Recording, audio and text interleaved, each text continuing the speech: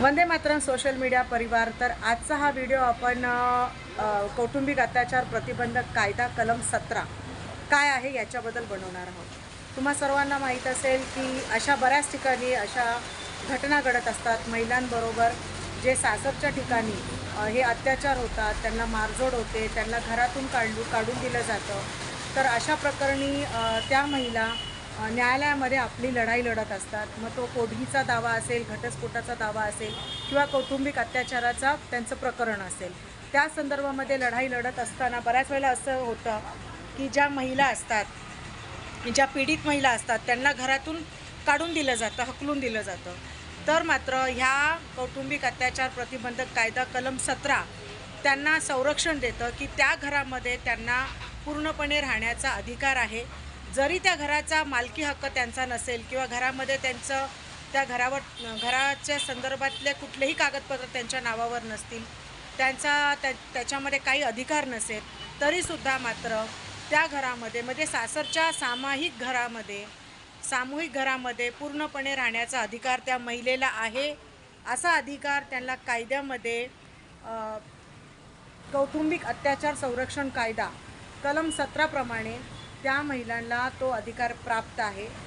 अशा महिलांना तुम्ही त्यांची केस चालू असताना सुद्धा, म्हणजे जर एखादी केस सुरू असेल आपल्या सासरच्या लोकांच्या विरोधामध्ये, त्या महिलेची केस सुरू असेल आणि सुरू असल्यानंतर सुद्धा त्यांना घरातून तुम्ही हकलून देऊ शकत नाही। म्हणजे सासरच्या घरामध्ये राहून सुद्धा तुम्ही तुमची कौटुंबिक अत्याचाराची केस असेल, तुमच्या पोटगीचा दावा असेल, तुमची कुठलीही न्यायालयीन जी लढाई आहे सासरच्या लोकांच्या विरोधामध्ये ती तुम्ही लढत असाल, तुमच्या न्यायालयामध्ये प्रकरण चालू असेल, तरीसुद्धा तुम्ही सासरच्या घरामध्ये राहण्याचा अधिकार, म्हणजे सासरच्याच घरामध्ये राहून तुम्ही तुमची न्याय मागण्याची जी प्रक्रिया आहे, तुमची न्यायालयीन जी लढाई आहे, न्यायालयीन सुनावण्या आहेत, ह्या तुम्ही सुरू ठेवू शकता। तुम्हाला तुमच्या सासरच्या घरातून कोणीही बाहेर हकलून देऊ शकत नाही। तुम्ही सासरच्या घरातून तुम्हाला बळजबरीनं कोणीही हकलून देऊ शकत नाही। अशा प्रकारचं संरक्षण तुम्हाला कौटुंबिक अत्याचार प्रतिबंधक कायदा कलम 17 देतं। तर तुम्ही हा व्हिडिओ जास्तीत जास्त तुम्ही लाईक करा, शेअर करा आणि तुमच्याबरोबर जर अशा कुठल्या घटना घडल्या असतील, तुम्हाला सासरच्या लोकांकडून किंवा नवऱ्याकडून अशा प्रकारे घरातून हकलून दिले गेले असेल किंवा देणार असतील, तर मात्र तुम्ही कौटुंबिक अत्याचार प्रतिबंधक कायदा कलम 17चा आधार घेऊ शकता आणि त्यानुसार तुम्हाला ते पूर्ण संरक्षण आहे।